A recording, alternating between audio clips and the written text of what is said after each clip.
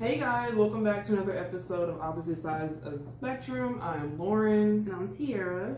And today we are having Einstein Bros. We're having breakfast. Yes. Lauren is having, what are you having? I have the Santa Fe egg white, which it has turkey sausage, so I'm not eating pork anymore. It has, of course, a white egg on it, some type of tomato, and some type of sauce. I forgot. Love it. And her grapefruit. My grapefruit. I don't like grapefruit, y'all. She don't at all. I like grapefruit soda, and I like Palomas, but I don't like grapefruit. We already went through that. So yes, Tiara already had a smoothie. Oh yeah, so I had a smoothie, a very expensive smoothie. It was $14. Huh? It was good, but I don't think I'll pay $14 for it again. When I saw those prices, I'm like, I want Einstein Bros. Because I thought that Tiara was just gonna do the smoothie in replace of the Einstein Bros. I didn't know she was getting both. I was still bit hungry because I wanted something to drink. I was gonna get a coffee, but then I saw the little smoothie truck, and I'm like, well, because I ate something a couple of days that did not agree with me. So I'm like, some fruit would be nice, something cold. So, I mean, it was good for that, but yeah, I would not pay another $14 for that smoothie. I would not, ever again. But it was good. Well, I'm glad Tiara liked her smoothie. If I drink a smoothie, I'm going to be full. Really? So, yeah. Nah, smoothie is like ice cream to me. Like, I could eat ice cream and still be hungry. Like, I don't know. It just don't fill me up. No, yeah, it's gonna make me full. So, but I got the little combo where it came with like a hash brown, the salmon. It's like, this is like a Nova Lock, so it's like a salmon, capers, tomato, onion on a plain bagel, and then it came with a blueberry muffin. It's cute. I'm pretty sure I know what company makes this muffin. Yeah, she always. So I know how it's gonna taste, but. Yeah, I thought it was a good little deal. Yeah, this was like $12. Yeah, that's not bad. Yeah. This was like $7, and that's all I got. Yeah. So. But yeah, I wanted my good orange juice, but that didn't work out. So now I got some limeade, cranberry juice, and grapefruit. Now I know this is very limeade acidic, sound good though.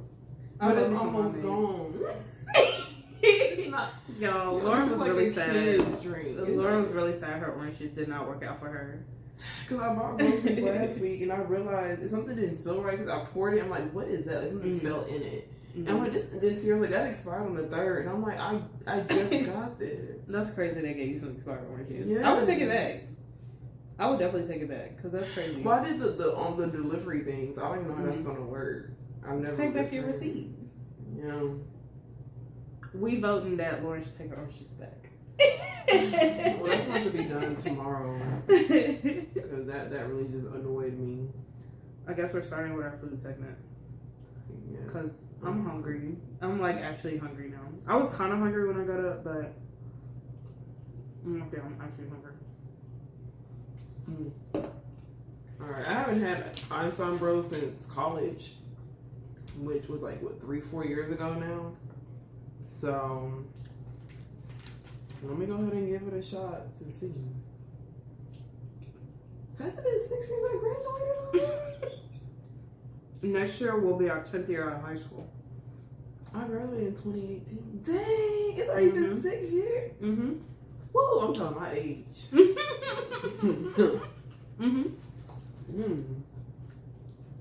Now, I did sprinkle some salt, paprika on my tomato because I don't like unseasoned tomatoes.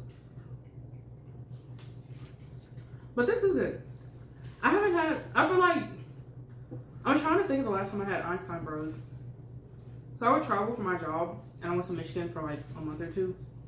And I had Einstein Bros there. That is the last time I had Einstein Bros. Dang. So, yeah, that was like 5 years ago.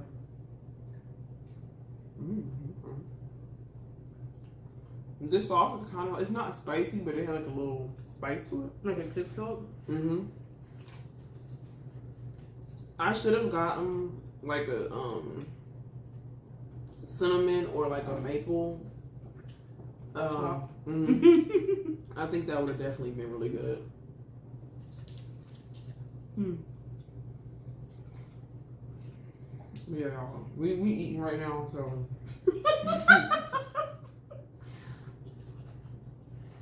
That's why we're not really saying a lot.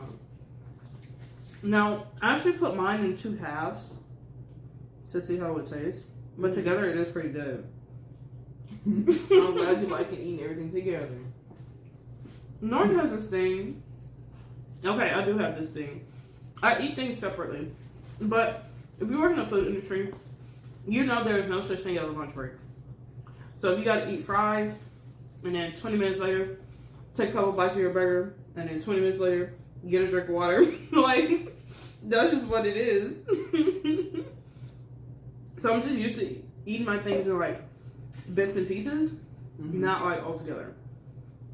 And I work in a corporate setting also. You can sit down I and used to get a break. Yeah. Because it's illegal if you don't. So, I know I always do that. I make a mess, y'all. It never fails. I'm screaming.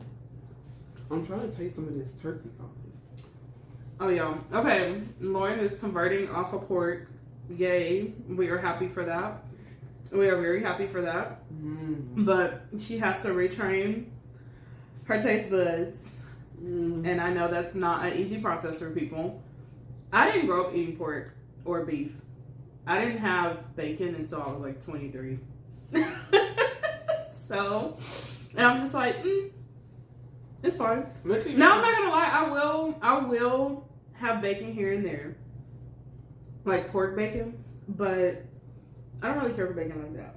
If I never have to eat pork, bacon, or sausage ever again, I'd be cool. They at least have like turkey bacon. I do like. They do have turkey bacon. No, I mean like on the oh, where I work, yes, they should have turkey bacon. I only eat pork bacon at my job. Of course. And they should have turkey bacon or turkey sausage. But that turkey sausage looks good. See? I've had turkey sausage before. But I feel like you be eating it and missing pork sausage. And that's okay. It depends. The sauce is really good. No, Lauren really is going in on this if you can't see the video. Like, I'm hungry. She's about to beat me eating. That's crazy.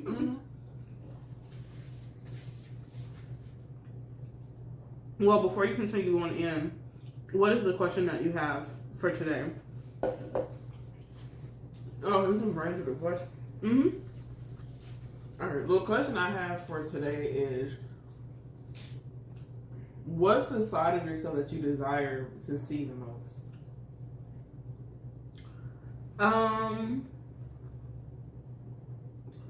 My confident side. And being comfortable in it. Because me and Lauren had this conversation actually a couple of days ago about how I like how Lauren introduced the term confident and comfortable, because there is a lot of like, there are areas in my life where I'm confident but I'm not very comfortable, and there are certain areas in my life where I'm very confident and comfortable, and I would like to experience confidence, being comfortable within my confidence in all ways of my life, not just in certain areas. And like, right now I'm starting my business, and I really, like, that imposter syndrome is really getting to me sometimes, and it's like I have to, like, I'm confident pushing through it, but it makes me very uncomfortable, and I still, like, it's still kind of something that comes up that I have to kind of keep fighting through and pushing through. So sometimes I feel like if I was just more comfortable in my confidence, I wouldn't be fighting imposter syndrome so much. So that is the area I would like to see myself improve in a lot. Just being comfortable in my confidence.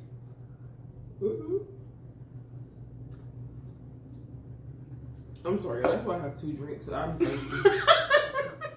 She really does have 2 drinks. That is sending me like, my friends like to drink, and I don't make alcohol, just beverages. Like, we'll go out to a restaurant, you'll go through like 3 waters or sodas or something, and I'll drink 1 the whole time. And I'm like, I don't know how she's not not thirsty. Like if I'm trying to like eat all my food, then sometimes I'll challenge myself to see if I'll eat and then drink, but it ends up not working out. Mm-hmm. So, girl, yeah, because of the. See, I'm almost done now. I don't even have no more, so now I gotta move. The fact you called that a kid drink, that would have been like just enough for me. It wasn't. It was like right where the little ice is. That would have been just enough.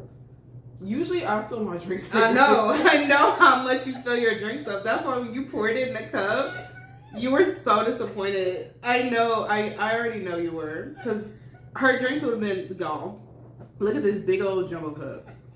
The juice would have been up to here. Like, for real. It would have been up to here. Yeah. So. That was not a lot at all. That was a little shot of lemonade for you. And I do have some grapefruit, which I'm getting some juice from. And you got some cranberry. I'm doing all the fruit that I made today, y'all. But yeah, Lauren was so disappointed when her orange juice plan did not work out. And I felt bad because we were literally out and she's been talking about this orange juice all morning. Yeah. All morning you've been talking about this orange juice. I know, and I got home. It's okay. No, it's time for you to answer your question. I didn't even think of the answer to this question. I was just excited to ask it. That's usually how it goes for me, y'all. No, she was so excited to ask it. You didn't even be like, oh yeah, I gotta answer this. At work, like since last week. Really? Mm-hmm. Okay, what? I'm interested. We're having two questions today. What makes you be like, this is the question I'm gonna ask on the podcast? Like, what circumstances happening to have you think of the question and then be like, yeah, this is the question I'm gonna ask? It really depends. Like, sometimes I'll just think of a question, or sometimes I'm watching like a video or something, and that inspires a question. Mm-hmm. So that usually is how it goes. Or I'll think about like the topic or whatever we're doing, and then I'll try to think of a question that fits into what we're talking about. Mm-hmm. But yeah, that question, I was literally at my desk bored in office, and I came up with like 4 questions just right there. Nice. So that's how I came up with that question. But I guess kind of the same thing in the sense of I would just like to just work on being more confident, because I feel like ever since I was a little girl, I've really struggled with that. And I've seen improvements, but I think every time I think I've improved, I see, I got a long way to go. And sometimes it's just frustrating because I think a side that I see is a side I've already seen in like my younger version. And like, I know I just said I struggle with my confidence, but there's also little things that I did where I'm like, dang, I wish I did that again. Or the curiosity and the exploring and all that, I feel like that's really been not gone, but in certain areas I was like, dang, I wish I could bring it back, and I can. Yeah. It's just when you become an adult, sometimes people really want to push that childlike mind out of you and really stifle your creativity and growth in that way. So I think that's something that I really desired to re-see. If that makes sense. I hope you understood what I meant. So you basically, yes, working on your confidence, but also like that childlike creativity and just freedom of thinking about the world and thinking about things. Yeah, I do miss that. So you were a grown, fast little child. I was not that fast. No. I wasn't that bad. Well, that kind of is what we're talking about today. Yeah. Because you were zooming around. We're not gonna. Anyway, let's see. Well, that was perfect introduction into our topic today. We didn't do the music. Oh, no, we didn't do the music.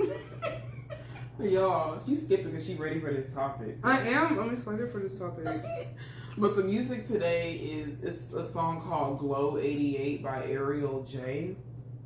I've never heard that song.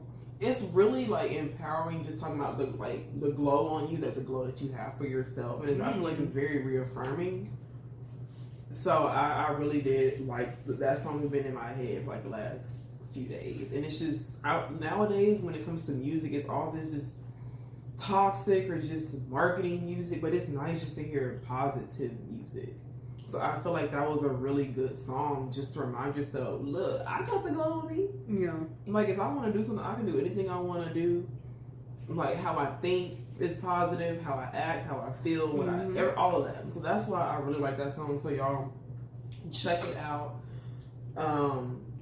What's the song called again? Glow 88 by Ariel J.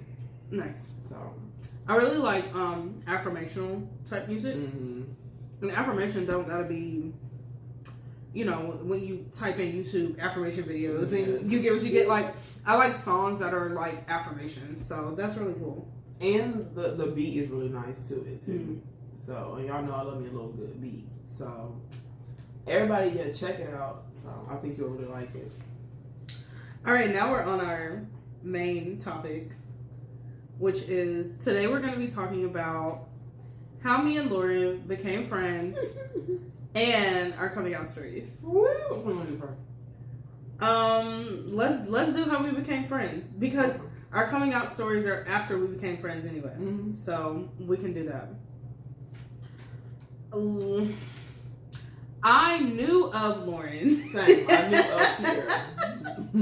I knew of Lauren in middle school. You did? Let's go all the way back to middle school, y'all. Well, we did have like a lot of mutual friends, but we weren't friends, if that makes sense. Yes. So that I understand. That is very true. We had a lot of mutual friends, but we were not friends. And I knew of you in middle school, so you didn't know of me until high school, pretty much. Yeah, I really like because I was messy. I was in some drama, so that's how you knew of me. And we were also in a band together. We did marching band, so that too. Like, I'm really trying to think now. I think I knew of you in middle school, but I wasn't. No. I dropped my hash brown. You was going to eat it? No. I'm just sad I can't give it to my dogs. Because usually when I drop things, I give it to them. Sad. Sorry, so was sad. it good? It was too greasy. You ate a good chunk of it, really too greasy. But I guess it was good. It's a cheesy potato. Like, of course it's good. Let me add a little cheese. But yeah, when did you know of me? Probably high school more so, like probably freshman year. Or maybe the end of 8th grade. So. Because I was in drama involving the person I dated. That whole and my friend. 8th grade ball. Yeah. It was a hot mess. And I don't know why I wore what I wore. Because they should have sent me home. What did you wear? I wore like this real short loud pink dress. What? Because I lost a bet. I told her if she made the basketball team, I would wear a dress. I didn't think she was gonna make the basketball team. You were wrong for that. That's crazy. Because, she just tried to try out because volleyball was her thing. So I'm like, I did not know that. Yeah, she played volleyball. I did not know that. So if you make the team, I didn't think she'd make the team. I only think she thought she'd make the team. And when she made the team, I was like, and you really wore that dress? I've never seen you in a dress. And I don't think I remember you that night because I don't remember seeing you in a dress. I'll show you a picture if I can find it. I have a picture of us in middle school, but you're wearing like a blue shirt. That's not it. That's a different event. That's also a throwback picture. I don't remember that picture. My aunt literally has it right by her desk. She does? Yes. I have to show it to you when you come over. Why? Does he take that picture? I don't remember. How do we even take a group picture? Because we had a lot of the same mutual friends. So, I don't know who took that picture, to be honest with you, Lauren. But we had most of the same mutual friends. And if I was trying to get like Taylor and Diamond in a picture, then you probably came too. So that's probably what happened. Okay. I'm screaming, Lauren don't know a picture that we took. I don't. I really don't, y'all. I'm not playing. I really don't know. Oh, you still didn't answer So you knew of me in high school, right? Yeah, I did. I said ninth Okay. grade, maybe into 8th grade. So you knew me then. I knew you then. We didn't start like talking and conversating with each other until like junior year. Yeah. Because I remember us talking about that Chick-fil-A meal. Mm-hmm. You were mad because they had the pickles. And I like Chick-fil-A's like chocolate chip cookies. They're really good. Like the current cookies I make is based a little off of that recipe. So I was telling Lauren that I pretty much know how they made this cookie. Mm-hmm. And then we had another we would talk about that show Jane the Virgin. That's what really like brought us close with that show. Yes. And so every week, like every time we would like be in the morning, we would always talk about, oh, did you see this and this and this? Mm-hmm. And that was definitely the start of like, okay, Tiara's cool. Because before that, I didn't really like I knew things of Tiara, but I didn't really know Tiara. Because let's go back to freshman year. Go ahead. Because you were dating, you know who. Mm-hmm. And you were sitting at the I was sitting right here, and you were maybe like 2 tables down from me. Mm-hmm. And remember that Crystal tried to make us go outside to get some vitamin K? Yes. That's I do? I do. That was crazy. Trying to get us to go out there. I'm not going out there. It's like, you want us to eat lunch and go outside? Yeah. No. We are not little kids anymore. Mm-mm. That's too much sloshing around for me. Mm-hmm. But like she was sitting with her little boo thing. They were sitting on top of the table, y'all. And she was just making out with him, eat some nasty seaweed. I'm like, that was my first oh, okay. Oh my goodness. I liked somebody at that table. And I was waiting to see her. I was just, but I happened to turn okay. And I knew you played soccer. I did know that too, because you always had your athletic wear on. Mm-hmm. So I'm like, oh, okay. I felt like we had a soccer game every day at the school. Really, y'all did. I was always wearing my soccer stuff. And she was. So we did that. I just knew Lauren because of band, and you were in all. Lauren took nothing but dual credit honors classes. You was in the top band, so I'm like, Lauren's just really smart. And nerd is not a bad, offensive word to me. Word. Yeah, because I don't know how this turned to me talking about my aunt, but my aunt has always called herself a nerd because she's really, really smart. So, a nerd is not a bad term to me. So Lauren was really just a really smart, nerdy person. And I was just like, okay, Lauren's cool. You wouldn't think our paths would really cross. No. Absolutely not. You were doing your thing, I was doing my thing. Mm-hmm. And that was what it was. Yeah. But when that show came out, I don't know who got talking about that show, but me neither. We started talking about the show, and then Tiara was really nice enough to loan me a pair of her heels for the graduation or something. That's nice. Yeah. That's nice of me. A lot of stuff was going on my senior year that it was just a lot of mess that happened. And I was real messy with my graduation party because I invited my we're trying to keep it clean for the podcast. The people I was my friends with benefits, people I was entertaining. I also invited them to my graduation party where my current boyfriend at the time was also there. That was messy. And I'm sure your aunt peeped that too. I'm sure she peeped out. That was messy. That wasn't. Oh, I was too messy for that. My goodness. They were sitting there being quiet though. You did it good. I knew how to keep their mouth shut. And that's also a tip. If you're gonna pick somebody, make sure they keep their mouth shut. Exactly. Exactly. And then they was being messy because they were like, "You want to go to Whataburger?" Because the guy I was dating really didn't want to go to Whataburger after with everybody. Did you come to Whataburger with us? Well, because my mom was here. She was like, "It's 10 o'clock. Y'all gotta go home." Oh, it's your aunt? Yes. She wanted everybody to leave. Yes, my mom was serious about the party having an end time. So, two of the little friends with benefits was like, "Do you want to go to Whataburger?" And I was like, "Yeah, we go to Whataburger. That's fine." That's not the first time I was invited to They Whataburger. knew. But They knew, right? yes, Okay. just messy, just messy.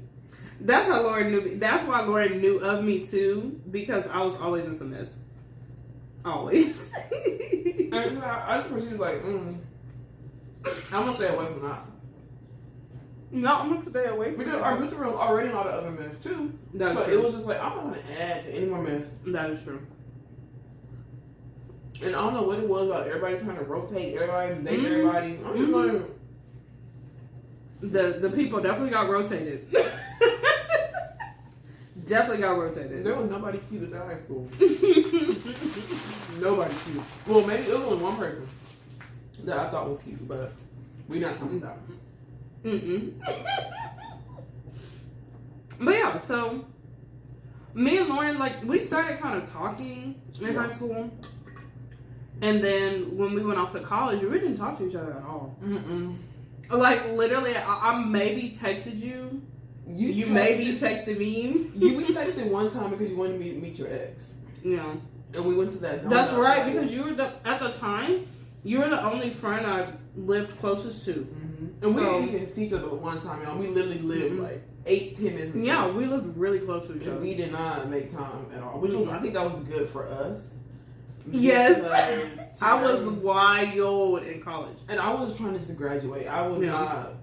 Minus the acapella group I was in, and maybe some like mentorship programs. I was really not. I was all work and no play, really. No. So I think we would have definitely had we tried to be friends at that time. Would've I think clashed. we would have not. Because you would have thought I was boring and all You would have that. thought I was doing too much.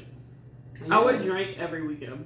Like, And I get didn't- drunk, blackout drunk every weekend. And I didn't go to any. I only went to 2 college parties my whole 3.5 years. Yeah. So I'm glad we did not connect in high college. I think we needed that time to explore and figure out who we were as people. Yeah. And I was already doing my silly stuff too. It wasn't as silly, but it was still silly. So Experimenting with the dating apps. gosh, yeah. So it was okay. I don't think I ever told Tiara this, but I was on Tinder, and it was actually this guy I thought was cute, and then he. This is a real exclusive story, y'all. This is a real exclusive story. Okay. But he didn't respond back. And then it was the other dude. I think I accidentally liked him, and he super liked me. I'm like, oh my gosh, it was this white dude, y'all. I'm I'm screaming. like, oh, I'm like, next. But yes, Not the super light. I'm like, oh no. That is hilarious. But I really just went on the app because I'm like, well, let me see what all this hype is about. And I did talk to like one chick on there, but She just wanted to have sex. yeah, and it didn't work out. She ghosted me and lied and said she had to go to a wedding. So Wild. That's a wild lie. It is a wild lie. And then I got back on the app and I saw she like updated her pictures. I'm like, all right. But yeah, and I feel like in college we were just really like experimenting and figuring out who we were. And then when I had came home, we were home like around the same time. Yeah. Was it summer? That's why, because I keep forgetting you did not go to college for 4 years. You went for 2, right? 3.5. So I keep forgetting Lauren did not spend all 4 years there. And Because your program was only, what, 8-9 months? yeah. So you were not in Austin very long at all. I was in Austin just for like a year. And then I came back home and I got that job. And I remember like, I think you were home for like a break or something. Yeah. And then We went to that just place. what place?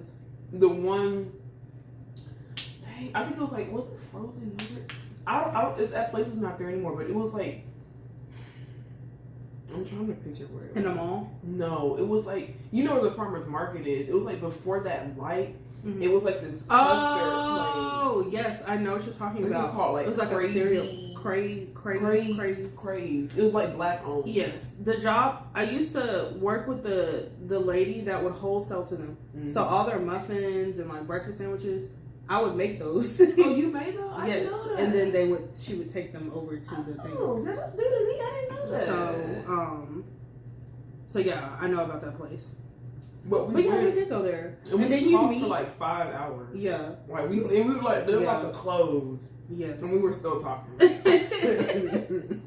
Oh, okay. We are missing a story from when we were younger. You invited me to like a sleepover or something. Oh yeah, I did. Yes, I forgot what year that was. I forgot what year it was too. But you invited me to a sleepover, and our moms talked forever. And that was real because my mom don't be. She has friends, y'all, but yes, and they were actually having like a really good conversation. Yeah. So, and then after that, we went to college, and then I came back. I started working, and then I would talk to you when you were like on your breaks, and yeah, that was that day we talked forever. Because every time we would talk or like hang out, I'll be like, we always have like a really good time. It's really cool. Yeah. So Tara's not that bad. I think we just needed to grow up a little bit. No, honestly, I do think like that break of when we didn't talk was very needed because we were just on way too opposite sides of each other. Yeah. But now I feel like we balance each other out pretty well because I got out of that. My first 5-year relationship, I feel like you came towards the end of that when I was going through the breakup process, and that was rough. That was rough. And then I immediately got into another relationship, and you saw all the mess with that one. So,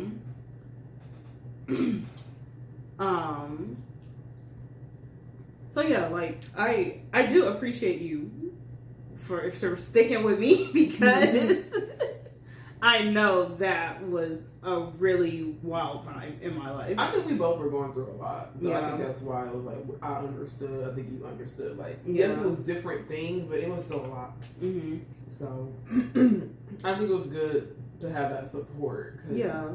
it's like, oh, okay, somebody understands me in this way. Yeah. So that's nice. Yeah. Nice. So it doesn't feel like you're like going through life alone. And I feel like our friendship makes me feel like I don't go through life alone with certain things. And that's really nice to know. Because I feel like for me too, I don't want to say I'm a difficult person, but I don't find a lot of people where I can really just have a like I can't use your words. Use your brain. I don't really meet a lot of people where I have wholesome conversation. Yeah. Especially for long periods of time. Yeah. So if I connect with somebody in that way, to me, like, oh, okay, that's very exciting because people don't know how to have conversations anymore. People don't know how to have conversations.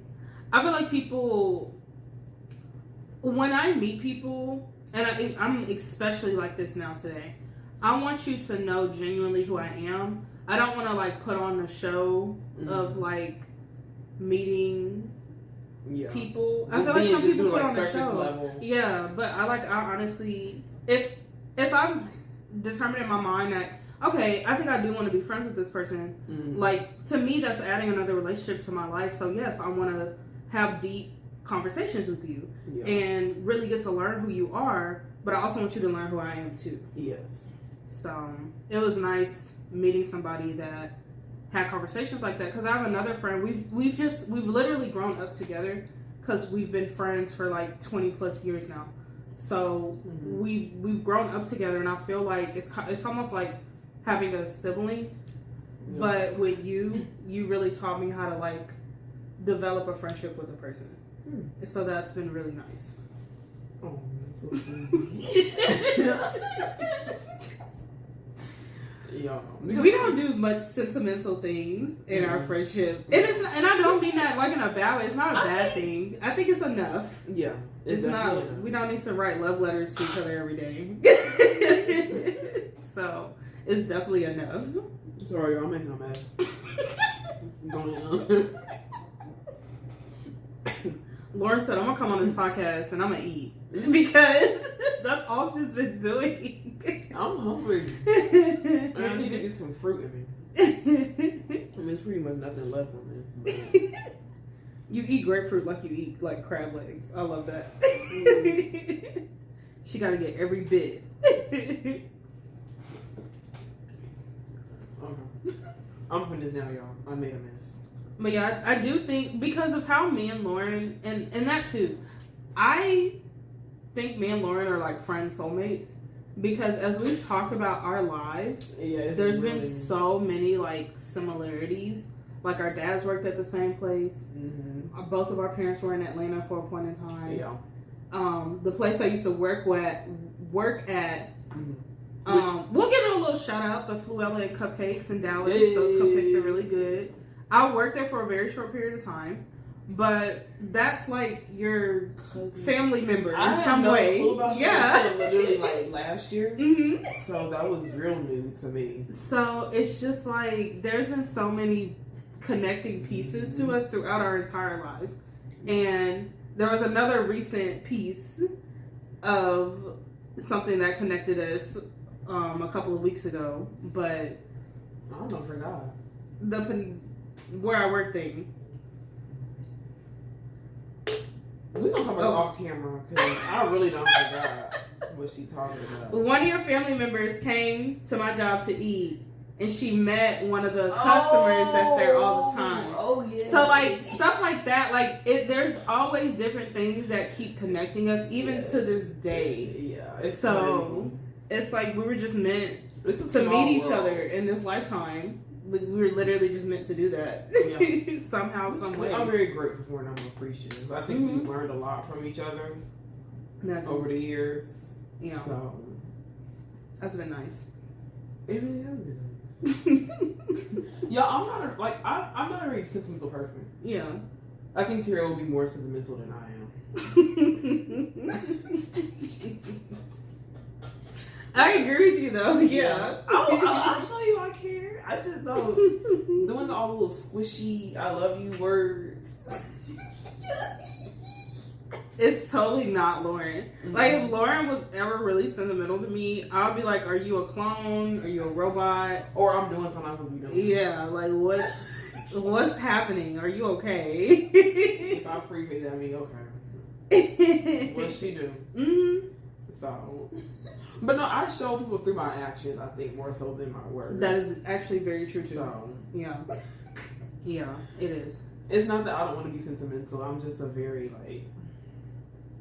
That's not you. That's not part of your personality. Yeah, I would not be like, yeah. If I want a hug, I'm gonna go. I've been doing better. Okay, yes, you've been doing better, but like. That's not the first person I think of. Yeah. So, and that's fine. Like, I'm laughing because that is not either. No, he's not. A lot of my friends, I'm really like a really like touchy feely person, and a lot of my friends are not, which is crazy. So we care. Devin shows it his way. Yes. I show him my way. Yes. Everybody else show. So, but yes, like I just love. Like love to touch you, love to feel you. Yes, I love that. I'm good with the quality time. Like, look, Lauren might not give me a hug, but she'll spend 5 days with me. Mm-hmm. So look, we gotta balance. We gotta balance. Yeah. All right, and then I felt like our friendship story was longer than what you thought. Mm-hmm. That was shorter than what I thought, to be honest. Yeah, it was. I mean... Wait, you think it would be longer or shorter? I thought it was going to be longer. Oh. I think we summarized it. Yeah. But I think when we do our coming out story, some parts are going to weave back in. That is true. So it'll make more sense. That is true. Well, let's start them. You can start with yours. I feel like my coming out story has been a never ending thing since I was like 15. I went to like from being straight to bisexual to being a lesbian, back to being straight, back to being bisexual, being pansexual, being a lesbian to no label. We all got it. That is my entirety of my coming out story. But the woman I did date for like 5 years, it's not like I was, and I know all my friends, they tell me this, they're like, your family knew, and I know my family knew, but like I would bring her around for holidays, and I mean sometimes just to hang out, and my mom and her actually had a good relationship with each other, which was nice. And so it was nice to see that my family, we don't talk about it, but they were still like respectful of it and not making us feel uncomfortable. But I would have issues with like showing her affection in front of my family. Like I was definitely more comfortable showing her affection like if we were in front of my friends or we were just out in public. But like in front of my family, I had issues showing her affection. And then, because my coming out story also, I feel like my polyamory is also wrapped up in my coming out story. Because I'm not a monogamous person. At all. Why do you have to put the at all at the end? Why do we have to put the at all? I was going to reaction. But yeah, like unfortunately, and I'm not saying cheating is the right thing to do or the right answer. I have previously cheated on all my partners. Not saying that I did not love those people at the time, but I'm just a very curious person. I like to explore people, and I like to have the freedom to do that. And that's not something I knew was an option or I knew how to articulate at that time. So I only knew how to do cheating behavior, which is not okay.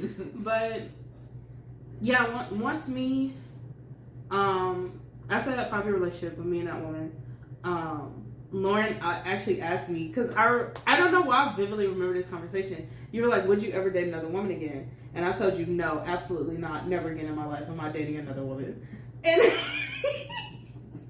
that conversation is just so funny to me today because my preference is to actually date a woman now.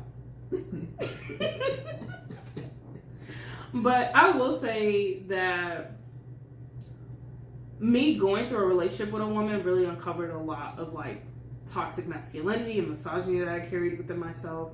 So when I started going to therapy, those are things like I had to work on. And that relationship really did teach me a lot. And it taught me, it taught me a lot. It wasn't the best relationship, like it was really toxic, but I still feel like I learned things from it. And after that relationship, I was just at a point where I'm just like, okay, it's literally just me. So let's figure out who I am and see where it goes. And after that point, I feel like that's when I went back to being straight. And then I was like, well, maybe I don't like men like that. So maybe I'm a lesbian. And then I was like, well, maybe I just like people. Or maybe I'm pansexual. And then I think me today, I don't really give myself a label, but I prefer to date queer people. Whether that's queer men, queer women, non-binary people. Like, I just like to date people in the queer community in general. That is my preference of people. So that's my coming out story. And I have like I have told like my family that I'm queer and that I'm out. Like I'm a very out person. So everybody knows. I'm not like in the closet at all anymore. So I've been out for like 2 years now. Like I would say fully out for 2 years. Your celebrations. I didn't have the balloons. Not the balloons. Well, when was the first time you realized you liked a girl?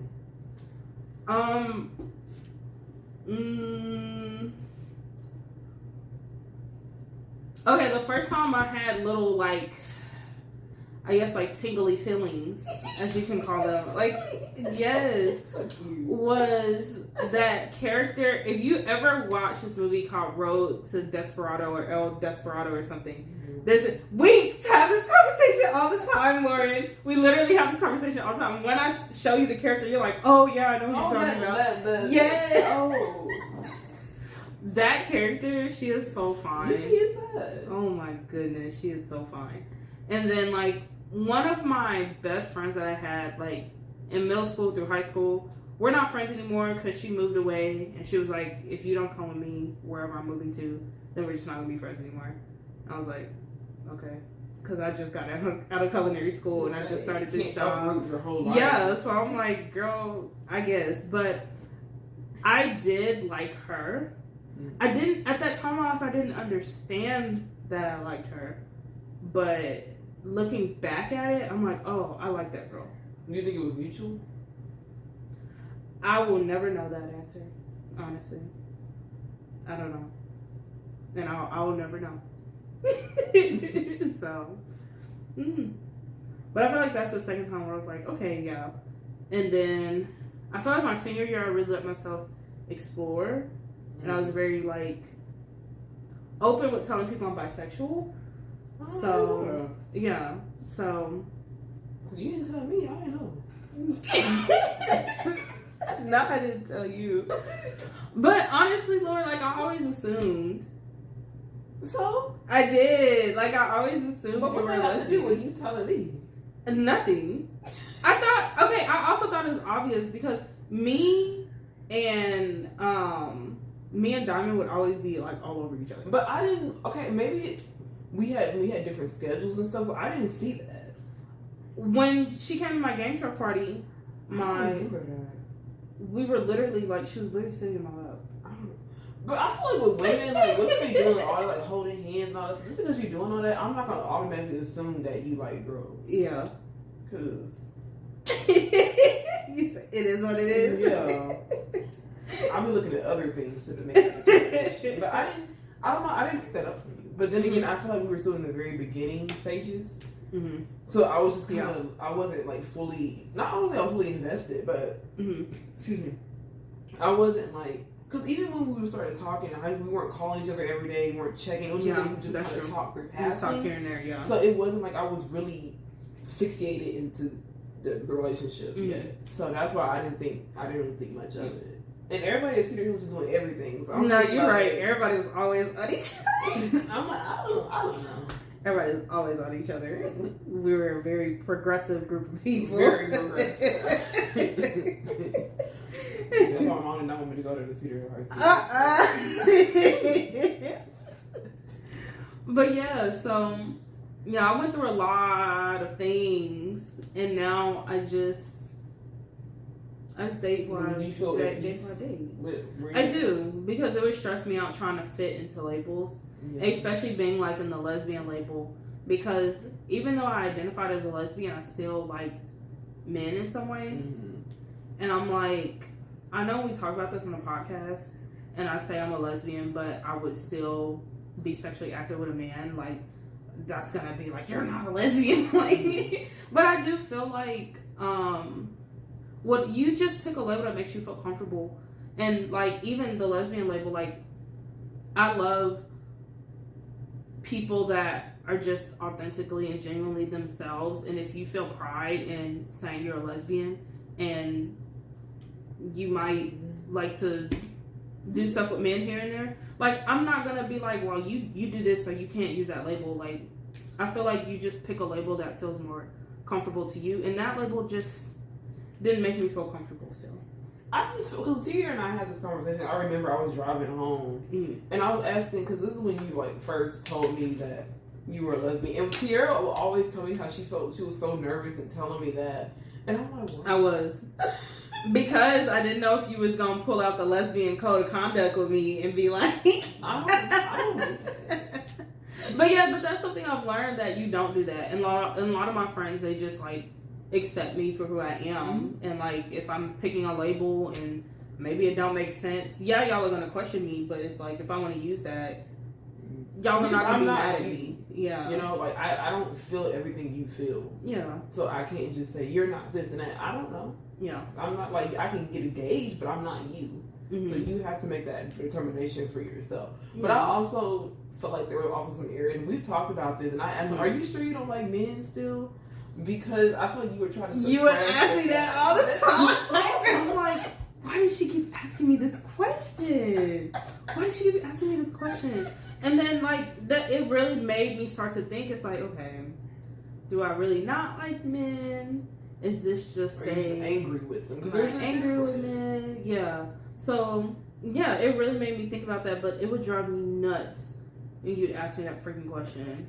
It really would drive me. I wasn't doing that because I didn't to like invalidate your label, but I just wanted to make sure you were being authentic with yourself because this is for you. This is not for me. Yeah. So I just wanted you to make sure that you were comfortable in that. And I do like your story because I think in the community people always think that being queer is very linear and that when you pick a label, that's it. Yeah. And then when you say, okay, I know I've learned more and I'm evolving and I want this, because sometimes it can be seasonal too. Yeah. It's like, this is what I want in this part of my life. This is what I want going forward. And sometimes people make you feel ashamed because you're a lesbian, but now you're bisexual, or you're bisexual, now you're straight. People really make you feel sometimes guilty in the community because you changed your label. And it's just like, that's not what this community is supposed to be about. Yeah. This community is supposed to be about embracing all, regardless of how you identify. Yeah. It shouldn't be, like you said, these strict rules that you have to do this and this and this. That was the whole point of leaving the other communities. So why did we come to this community to now create rules and stipulations and all that? It's just like, I'm still in another box. It just don't make sense. I just don't like feeling confined, constricted. I don't like feeling like I'm being put in a box. So I do feel comfortable with how I identify now. It's just like, if you're of age and I like you and you like me. I'm so here to stop the label because I'm just like, you keep stressing yourself out. She did. And I'm like, just like what you like. Because I really was getting frustrated because I'm like, I don't feel like none of these labels fit me. And it's like, okay, just throw them away. It's fine. Yeah. Just throw them away. If you don't play none of them pertains to you, okay. Just do not label. But yes, that is how I currently identify. I'm a queer person. I like other queer people that are preferably 30 and up. I'm not dating again until I'm 30, so 30 and up. And like, if you like me and I like you, cool. Yeah. Okay. So that's how I identify. Now, what's your coming out story? Your coming out story it has its ups and downs. It definitely has its ups and downs. So I'm trying to not take the whole time, because it might be kind of long. I don't think it's gonna be that long. We'll see. Maybe if it's like 15 minutes. We'll see. All right, come on, get to start. I'm starting. Let's time you. Okay, go ahead and go. My wife's gonna work on her. I'm getting it fixed, y'all. I do like this watch. But okay, so I've always known that I like girls. I am a lesbian. And I will say probably, because as a kid, I was very, like, sexually explorative, like, with myself. Let me put that in there. Yeah. With myself. We don't need SVU, y'all. Please put the phone down. No need to call 911. No. With me. But I think around kindergarten, that's when I really started realizing I like girls because, well, even before that. Forever. And it's okay to say that. I'm really trying to think. Yeah. Okay, I don't want to do the church or okay.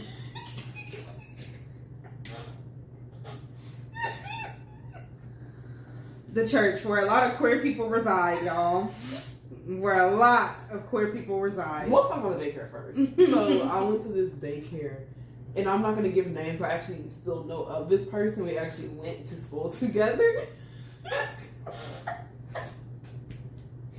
I'm going to call this person Rose. We're going to name her Rose. So I went to the daycare. I was probably, 4 or 5 at this time. And I was really like gravitating towards her, and I knew I liked her because I didn't suppress my thoughts. My mind was wild. Yeah. So I realized I liked her. Anytime she was trying to take a nap, I wanted to take a nap. If she was trying to take the trash out, I wanted to take the trash out. I just wanted to be all around her, and that's why I say like a lot of things about me have really not changed. Cause Yeah.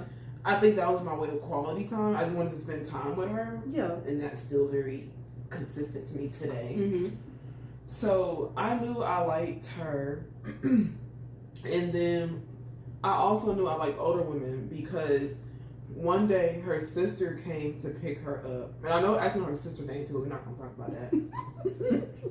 And her sister was probably, 17 at this time. And we were 4 or 5. Mm-hmm. And I thought her sister was cute. Fast. That's why I said she was fast. Oh, Lord. She cute. But, you know, that's all it was. Like, I didn't do anything. We didn't play house. Everybody say, I played house. Yeah. I didn't do any of that. Yeah. I was just a still very introverted, reserved girl. Yeah. So I just kept all those feelings to myself. I didn't really say anything about it. And once again, I was a tomboy.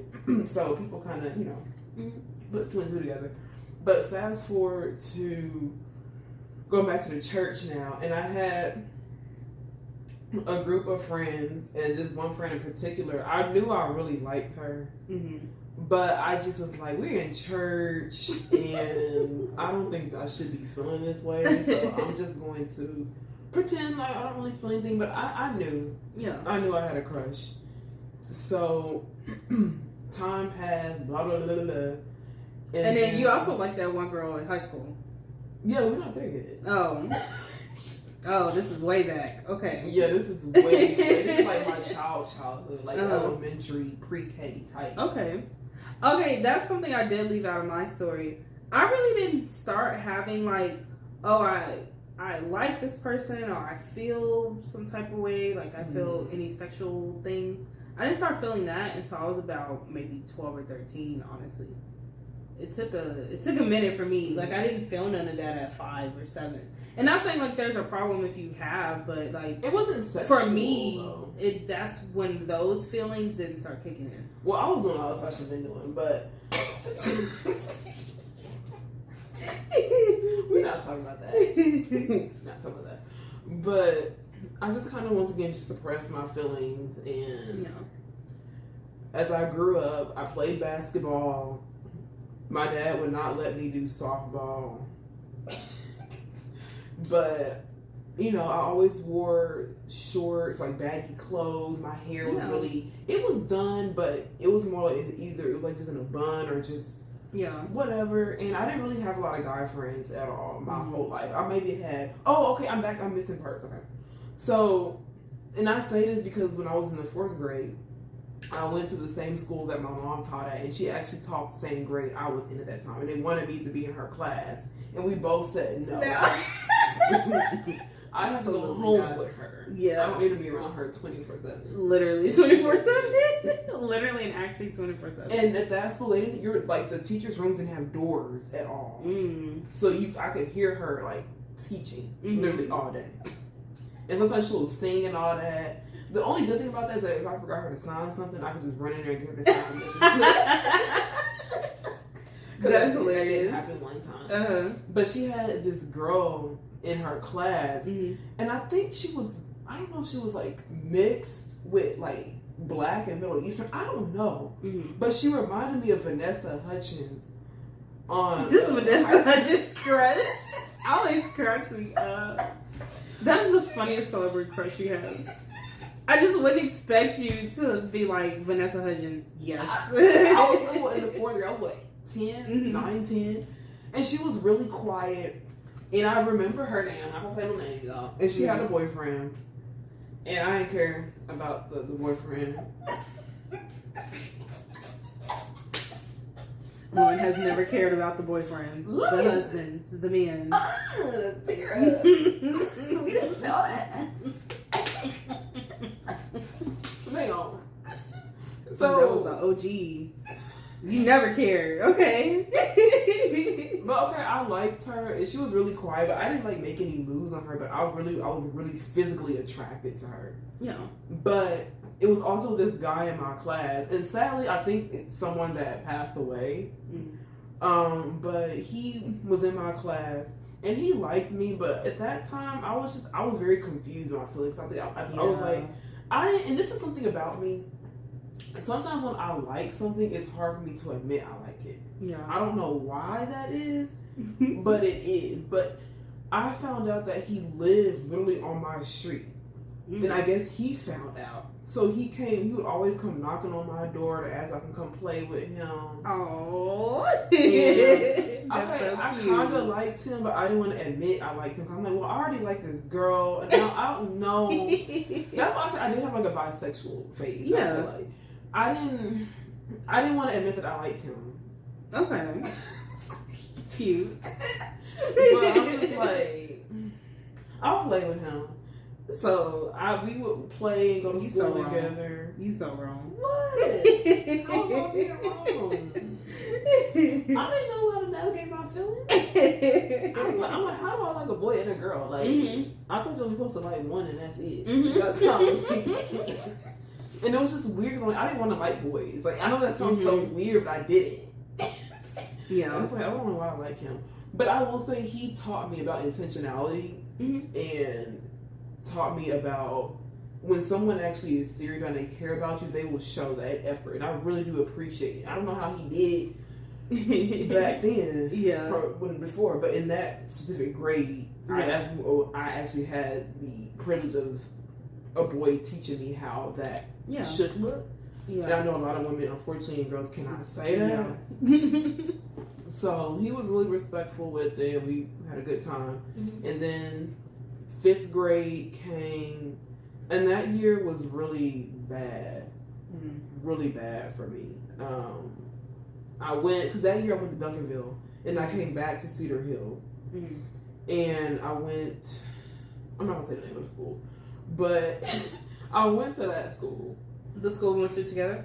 No, because you were in Irving at that time, I think. Oh, yeah. Yeah, I was in Irving, yes. Oh, this is the intermediate school. I'm sorry, this was not the middle school. Okay, yeah. So I went to... The one by the park? In my neighborhood, or is it a different one? No, it's a different one. It's by me. Literally, like, I could walk to that school. But I went to intermediate school, and people, like, made fun of me because I was smart. And it was this girl, and she was very attractive, very beautiful. And all these women have been filmed, y'all. If y'all have not already. She was, to me, one of the most beautiful girls in my class. Yeah. And she, like, was really kind to me. And I just was like, why do you like me? Like, why are you like one of the prettiest girls in the class? Why are you hanging out with me? Like, I literally asked her that because I was just having a rough year. And I also was having really bad, I had vertigo and really like dizzy spells. And at that time I didn't know what it was, but I think it was like a psychological issue where because I was just internalizing all the stuff, I was having dizzy spells and I could not figure out for the life of me why. Yeah. And my mom would get so mad. She was like, I'm tired of doing this thing to the hospital, and getting all these scans, they saying nothing wrong. And I was trying to do all these remedies that were not working. But she was really supportive in the sense of, we just started talking, and she would tell me, because all of them always tell me that they got a boo or whatever. So she was like, yeah, I have a boyfriend, and da-da-da. And I was like, okay, cool. But like, I really didn't think of it much. But then as we started hanging out, I started liking her. Yeah. And that was like the first time I was like, I really felt like a knot in my stomach. Because in that time, I'm like, oh, I really do like girls. Like, that's when it really like... He said it clicked. I'm like, uh-oh. So we started hanging out a lot more. And I was trying to get this girl to come over to my house. I was like, because she said she was struggling with some man. Like, well, you can come over. I can, Did she ever come over? No. Dang. But we, like, how they had gym time? Yeah. So she would start playing basketball with me, and she did not really like basketball, but I think she liked me too. And it was just kind of, we didn't know what to do with those feelings. We were just kids. Yeah. And then I also I didn't play basketball for that middle intermediate school. The coach, like, I don't know why you don't just play for the school. but I didn't want to play for the school. So Yeah. I played outside of the school. So I showed up to practice one day. She there. I'm like, how did she know? I don't know if she asked around. I don't know, but I showed she was on the team. So I was seeing her outside of school That and in is so school. crazy. Yeah, that is funny. I'm like, okay. So I will say I did enjoy sports and being around other girls. That was nice. I didn't like the locker room. Why? From one, it stunk in there. I didn't have a problem because I'm a very free person. So I didn't care about getting naked in front of people. And that too, like I did not care about that. You know how I'm very Yes. self-conscious about people seeing my body. So but we played basketball together, and in my mind, I never had this conversation with her. I'm like, I think she's in the community. Like in my mind, because I didn't grow up. My parents didn't really talk about gay people or anything like that, but I knew the terminology for it. Yeah. And I'm just like, I think she likes girls too. Yeah. She has to like me because she's doing too much not to like me. But she still got this man on the side. I don't know what he doing. So I just forgot that she had a man. I really forgot that she had a boyfriend. See? Here we go. Here we go. I forgot. So fast forward to that. Mm-hmm. We didn't do anything crazy, like I said. We just really just kept it like that. Very innocent. And then I want to say, was it 6th grade? We can fast forward to At this point, I was not in Cedar Hill at all. I didn't come back until 7th grade. Okay. Well, I can jump in because I didn't really like anybody in 7th grade. Did I? I'm trying to think. We on that. Okay, I will say like the reason I'm bringing up the middle school aspect is because of how I looked, and I was often still getting bullied too because my pants. You go flooding. My mom would give me like a size 18 pants because they were cheaper. Why your mama do that to you? Why your mama do that to you? That's so wrong. So they would Why she do that they to would you? be big around the waist, and I'd be flooded. And I had to like goodness. 8th grade year, I begged her to give me some skin because people making fun of me. So I can't keep doing this. Why did your mom do you like that? That is so wrong. So I finally got the correct pants 8th grade year because I feel like from 7th to 8th grade year, I kind of had a little small glow up. Me too. Like, okay. Me too. Because I look at my basketball pictures, I'm like, Mhm. okay. Me too, girl. No, because in 7th grade, ooh, y'all. Struggling. 7th grade, for whatever reason, I did not know how to take a shower. I wore the same hoodie for like 3, 4, 5 days straight. I think we all did something. I'm just like, when the summer of 7th grade going to 8th grade, I was like, okay, we're not doing this no more. Like, I'm gonna plan out my outfits. I'm gonna wear jewelry. So that's like, when I'm you gonna started shower out. every day. Like, yes. Okay. I don't know why in 7th grade it was like I was acting like a boy. Like, I don't know. Like, I just didn't want to wash nothing. Okay, And it was like crazy. I said, I want to take a shower. I really didn't want to take a shower. But I was very nervous of being naked around other people. So I just brought like deodorant. And like one of my other friends. Deodorant and Bath and Body Works. Musty, but I was just like. We were so musty in 7th grade. We were. I know those teachers were just like. Because I think I had lunch right after athletics too. And it was like, we stink still. The people who do not take a shower still stunk. But what I did, I'm in tears right now. Oh my goodness. but I would literally take my athletics clothes because they would smell so bad, and I would instead of because my mom also did not want me using detergent every single night, so I would get baby soap and soak my clothes in my dad's sink every night, and then I would throw them in the dryer and go to school. Stop. I mean, I guess it's better than what I did. So I guess that is crazy. That is and funny. he would see in his marriage when he came home because he worked late. Mm. Because this was way before COVID, y'all. Everybody started Yeah. working at home. And he would see all my clothes in the sink. And I use his sink on purpose because he don't be complaining. That is too funny. But it smelled bad. Like, at least it's like baby soap and not skunk. So, girl, yeah, that happened. But anyway, we can fast forward. Oh, wait. Okay, so we go back to the okay. Mm-hmm. So I also did like this other girl for a long time, y'all. You know who it is. You know. And she started... I say like that because at this time, okay, around like 9th grade year, when I was still... So I dated, like, the very first person I dated, I started dating them in 8th grade. And then, like, the end of 9th grade year, we just broke up. But when we were still, like... We weren't together, but in my head we were, because we had gone together, broken up so many times. She was flirting with him when we went to SMU. You remember when we went to SMU for band? We went to so many... I know, but we went to SMU for band, and I remember this because she was flirting with him the whole time. It was pissing me off. It was literally pissing me off. Mm-hmm. Dang. So, I know who you're talking about. But I really like this person a lot. And I knew that she did not like me, and the feelings were definitely not mutual. Yeah. But freshman, she started showing up to church, like 7th, 8th grade. She started going to because everybody at that school went to the same church. Yes. I didn't realize that because I don't go to church anymore. But as a kid, I would just go to like small churches. The church I went to is the church my grandmother went to and actually put like a lot of money and time into.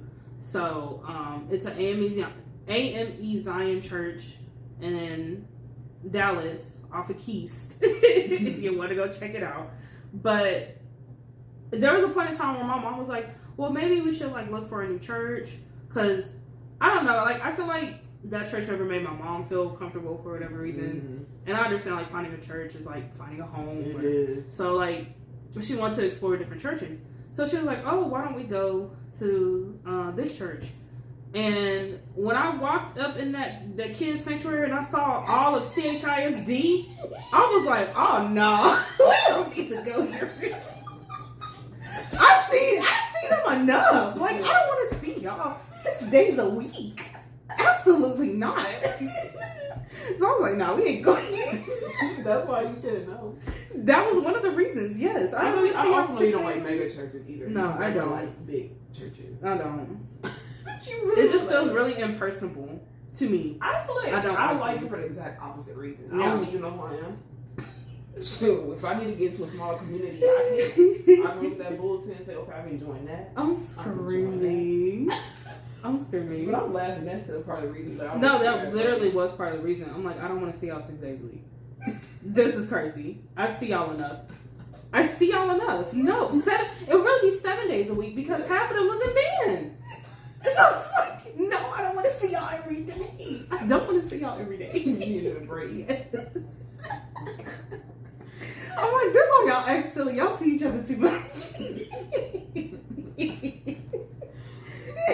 But yes, she started coming to the church, and I started getting excited. I was starting to go to church just to see her. Love that for you. And I would text her. I'm like, "Are you going to church?"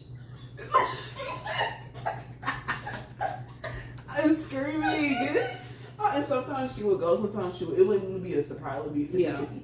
And it got to a point. My mom like, "Why are you looking at her like that?"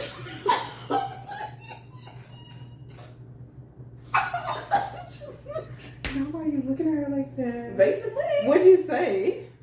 You remember what you said?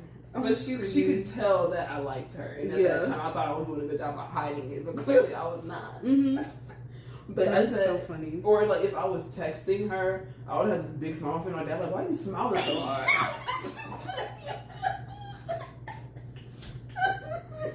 Oh, wow. Okay.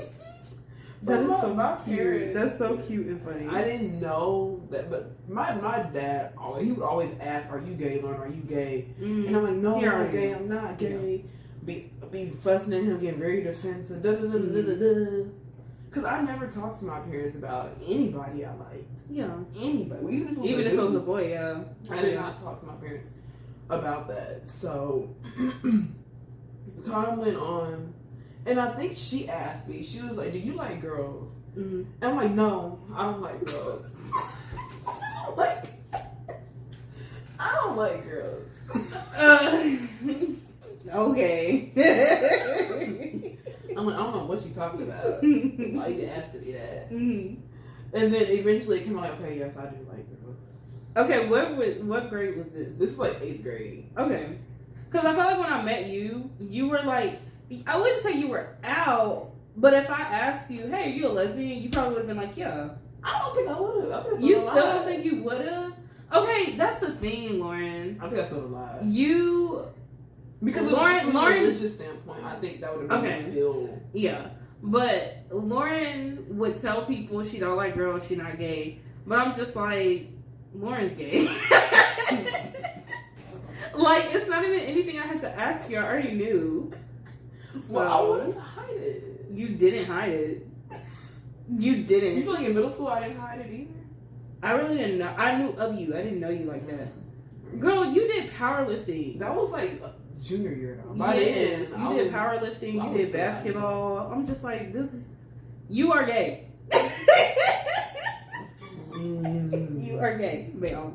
You are a whole lesbian woman. Well, at that time, I was just suppressing my feeling. So did you identify as like bisexual, pretty much? I didn't know what. Or you was just like, I was just trying to pray the gay away. That's oh, what I was goodness. trying to do. Oh my goodness. That's what I was trying to do. Mm-hmm. So I would go to church, and whenever I went to church, all the boys liked her everywhere we went. And that's something that I've always experienced since I was little, always being around very attractive women, knowing that they're going to get a lot of attention and use you to get their attention. Mm-hmm. So people are like, okay, you tell your friend I like her. Like, you can go talk to her. You can go Now can you tell your friend I like her? Yes. That is too funny. And I would always try to sit next to her. Like, it was this one point that I didn't know. I thought she wasn't coming. I don't know if she just had a bad morning. Mm-hmm. But she was sitting by herself. I literally took my Bible and I moved to go sit next to her.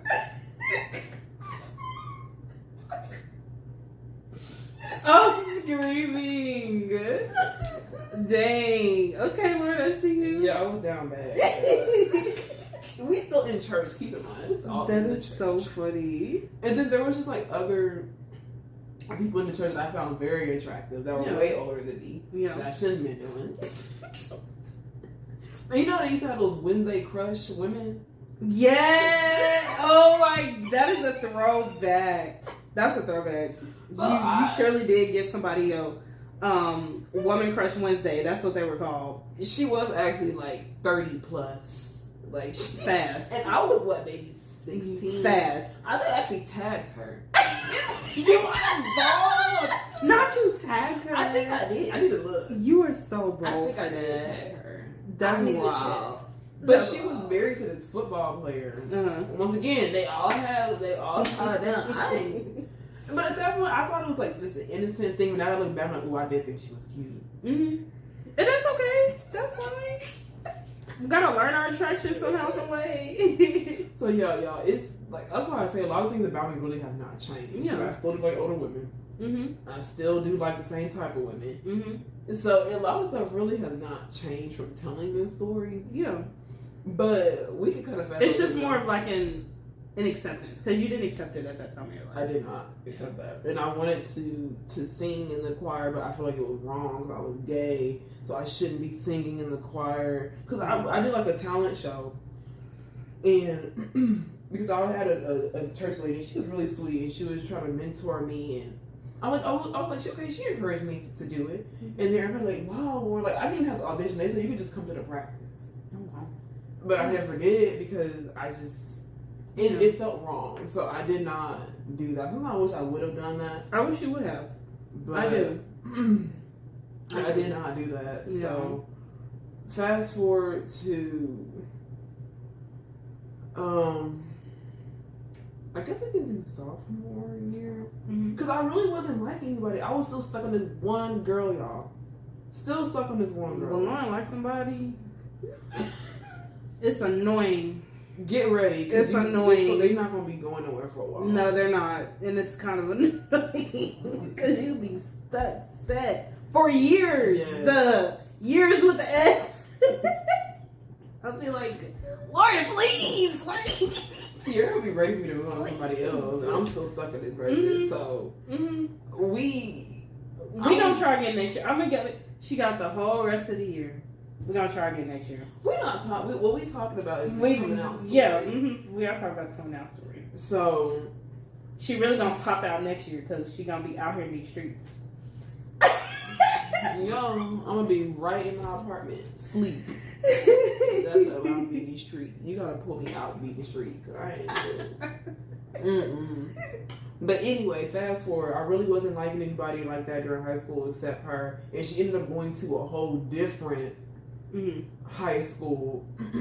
And I forgot, y'all. So going back to freshman year, remember the girl that I liked in 5th grade year? Yeah. She was a cheerleader with the girl that I liked. They were best friends.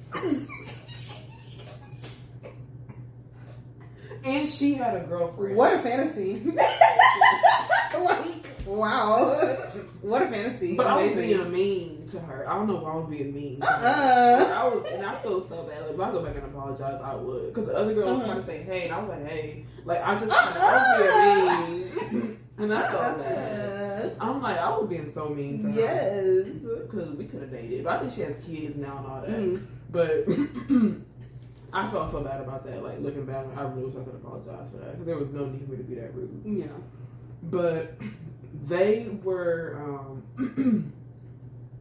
best friends. And sometimes when they cheered, they would come into like the basketball practice. So if we were doing sprints, I would start just taking off to impress her. Because I wanted her to see me. I'm screaming. I wanted to be seen. So I was doing my drills real good, like so she can see how I'm doing. Even though I know she has a whole roster. But I was trying to be on that roster. I was trying to add myself to that, okay? That was hilarious. And then it was one game we played and they both were cheering. And I fouled this girl hard so they could both see. Why are you like this? Y'all, this is my first time hearing this story too, like for real. Lawrence had never told me this story ever. This is wild to hear. I wanted to get her attention. I see. Wow. Not you fouling people. Okay, she was about to get a free shot, so I had to foul her. And I think I fouled out of the game anyway. Because our backup coach had to coach that game. Because I forgot what happened to the main coach. I didn't like either one of them. But yeah, that's what happened. And then sophomore year or just throughout high school, there was a time where we had like band parents. And I don't want to say her name, but she was so sweet. Like, I'm sure if I hear her on Facebook, she would say hey. Yeah. But she drew like a heart on my hand. It was really, I didn't like her like that at all, y'all. She would just make sure I was eating because, I wouldn't be eating during band camp. I would literally just eat when I got home. Yeah. And so, did you eat today? Did you eat today? And she was just really sweet. And my dad was like, who blew that? It better not been a girl. And I was just like, that it better not have been a girl. I'm like, it was just friendly. Like, she was just drawing a heart. Like, he made a big deal out of that. Like, is that a boy or a girl? Who did that? Like, my dad knew, okay. And I'm like, I don't know why you tripping like that. And then we kind of moved past that. And then, senior year, when I was going to prom, I really wanted to wear a pantsuit. And it went into this whole... Yeah. It was bigger than it really had to be.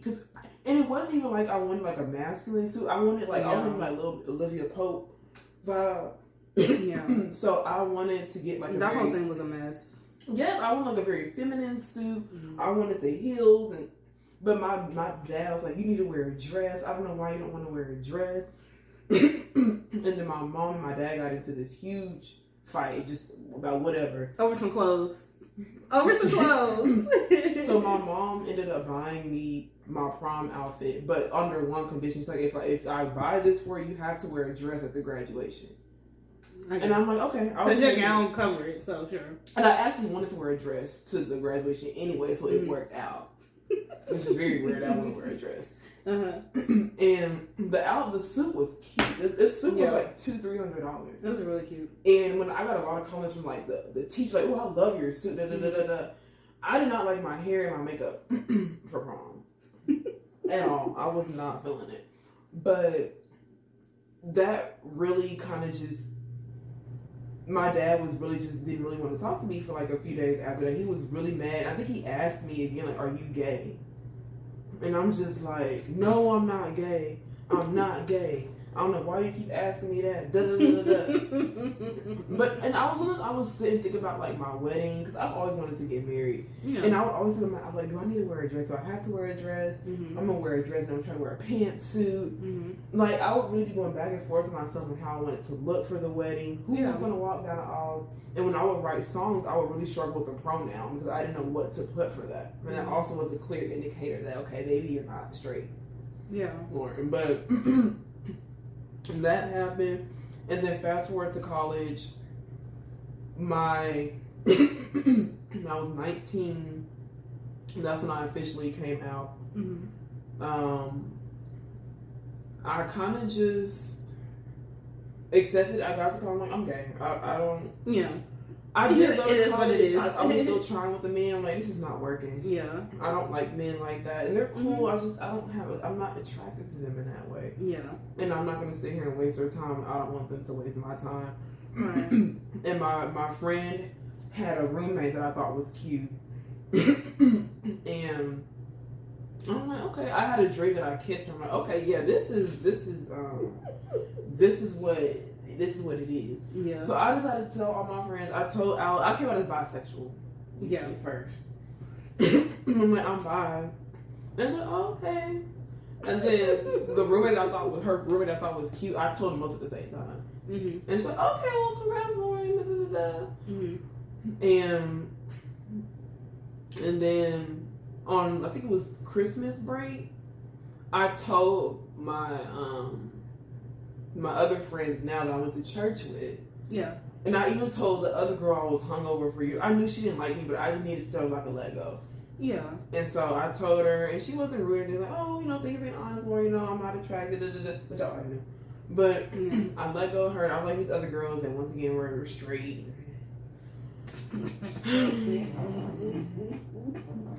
Masculine women that like straight women is a very I don't ask women their sexuality though.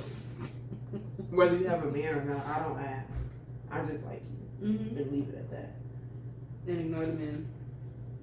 Anyway, I came out to one of my other friends. We're actually going to her housewarming tonight. I told her because they were talking about dudes. I'm like, it's time to tell them because I can't even get these conversations. You got nothing to say. Nothing to say at all. So I texted her first, and she was really supportive. I was really scared to tell these particular friends because we grew up in the church, and I didn't know how they were going to take it. Because I've heard stories of people who had really bad experiences when it comes to religion, and coming out. So she was really supportive. Like, okay, Lauren, thank you for being honest. I'll also be here, love you, And then I texted my other friend, and she was very supportive. And I found out information that brought us closer to that.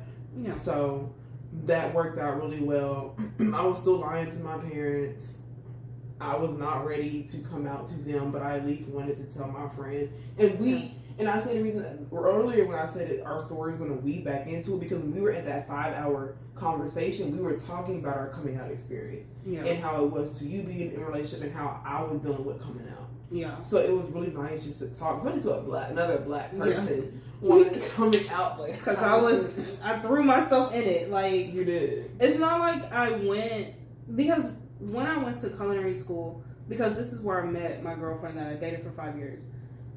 I didn't go, and I was still dating my boyfriend at the time. So it's not like I was going looking for somebody. But when I saw her, it was like that connection was so intense. And I'm like, oh, I gotta see what that's about. I gotta explore that.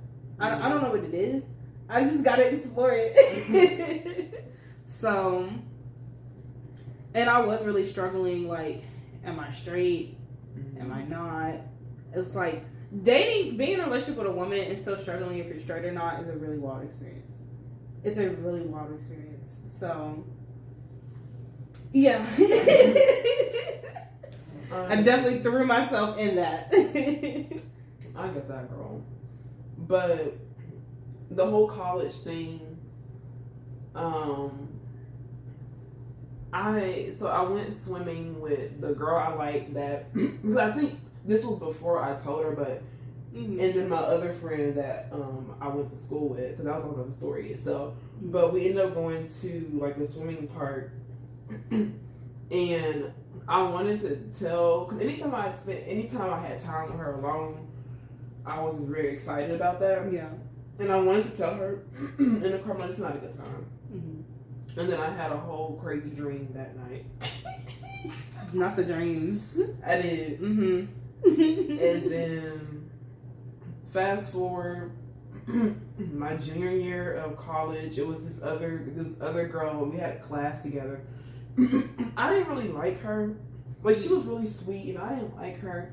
But I think I was trying to use her to explore. I know that's wrong, but yeah, I think we're both doing the same thing. Like, we would play cat and mouse game with each other. Like, I knew I didn't really want her, but I liked the attention she was giving me. Vice versa. So we would kind of play little cat and mouse games here and there. And then I also liked this other girl who had a boyfriend, and I was being real bold with her, y'all. I knew she was in a relationship because my roommate had this other friend, and when we became friends, and the friend's boyfriend was best friends with the girl's boyfriend. Why'd you insert yourself in this silliness? And we went to BJ's. This is too much.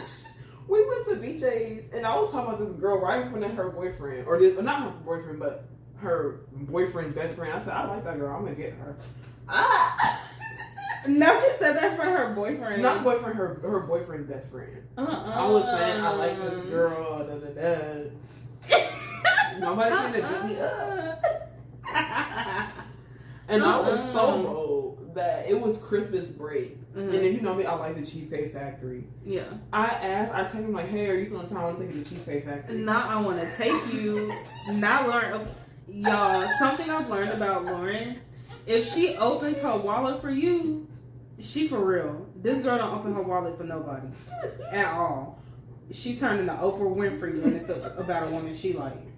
Look, I liked it. I just felt like, from me, I think she liked the attention. Yeah. But for me, I'm like, oh, I'm really feeling this girl. And we started getting closer because we were in an a cappella group together. So we were spending time together all the time. Did she go to the Cheesecake Factory with you? No, because she already left. Dang. That's the only reason she didn't go, because she was already back at home. Because I know some people had different class schedules. Right. So they left earlier. So she was like, I really want to go, but, I'm back at home now. I'm just like, dang.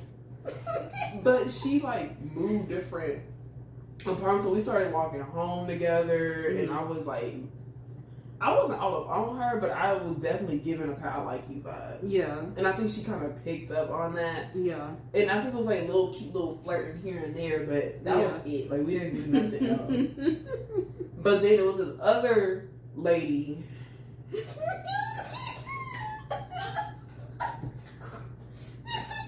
I think it's gonna be a long coming out story, y'all. This is my life. It was this other lady who, this lady get on my nerves, was supposed to be a mentor for me, and I think it turned into a lot more than what an inappropriate relationship have been. An inappropriate relationship. Let me say this: we did not have sex. No, it was more like an emotional cheating thing, because this grown lady get on my nerves. I wasn't even supposed to have her as a mentor. I was supposed to have this guy, and something happened to where she was now my mentor. And the first time I locked eyes on this woman, I'm like, oh my gosh, this woman is fine. She is gorgeous.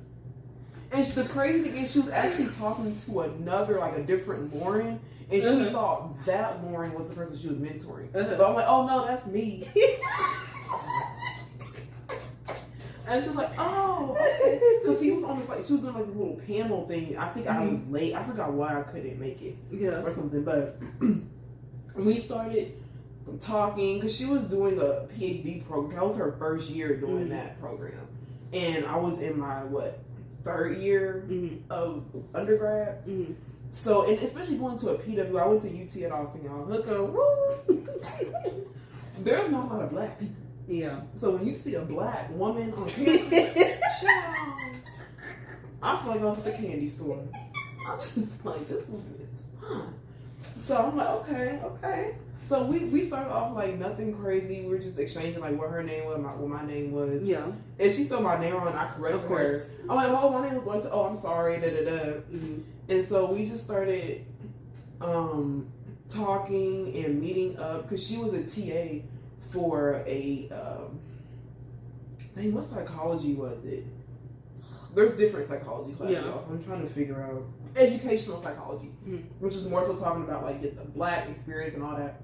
And she wanted me to start coming to the class. Like, why don't you start coming to the class? I didn't have that class as on my schedule, but since she TA'd it and I was free at that time, it worked out to where I could go to the class. So we started going to the classes. I started going to the classes, and I really actually liked this professor a lot. I was like, oh, I should have taken this class for real. And she also knew her office hours because all the time she was free. And so I would start going to her, like right when I got off, I would start going to like her office hours, and we would just start talking. And I was telling her about what's going on in my life. She was telling me about the program and just other stuff. And I knew she had a kid. Because I was telling her that my other friend is just now about to have a kid. I was trying to figure out how to navigate that. Yeah. And it just got to a point where she's like, okay, do you want to get lunch? I'm like, yeah, we can get lunch. So she was the first. This grown lady. I was 20 y'all at this time. I think she was 34, 35. So still an inappropriate relationship though. It's still inappropriate. We can talk about queer age gaps, but she was the first woman I told I was gay because we were walking, and I actually just got hit by a car like before. That's crazy. Like, you should have sued. That's crazy. But the only thing my mom was like, okay, I need to tell you. I don't know why I felt comfortable. I was telling her, we were just walking. She's like, something's wrong. I'm just like, it's nothing. Like, yeah. And then my grandfather also died that year, so it was just a really heavy year for me. And I was like, I'm gay. I was like, oh, okay.